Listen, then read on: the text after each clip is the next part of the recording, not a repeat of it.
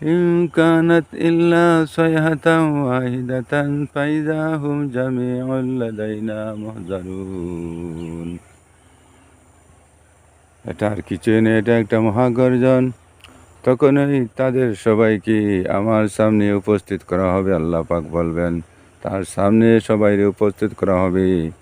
এই জন্যই আমরা আল্লাহর সামনে যদি উপস্থিত হই, তখন এর আগে আল্লাহর হুকুম মানিয়া চলতে হবে, নতুবা আল্লাহর সামনে কি জবাব দিব? আমরা আল্লাহর হুকুম মানি, আমরা নবীর তরিকা মানিয়ে জিন্দেগি বসর করি, নতুবা আমরা কি জবাব দিব আল্লাহ পাকের কাছে গিয়ে আল্লাহর সামনে যখন উপস্থিত হব? আল্লাহ তো বলেছেন, ইন কানাত ইল্লা সাইহাতান ওয়াহিদাতান ফাইযা হুম জামিউল লাদাইনা মুহজারুন। এটা আর কিছু নেই, এটা একটা মহাগর্জন। একটা মহাগর্জন হবে, তখনই তাদের সামনে সবাইকে উপস্থিত করা হবে। আল্লাহর সামনে সবাইরে উপস্থিত করবে। আল্লাহ হইতরা সবাই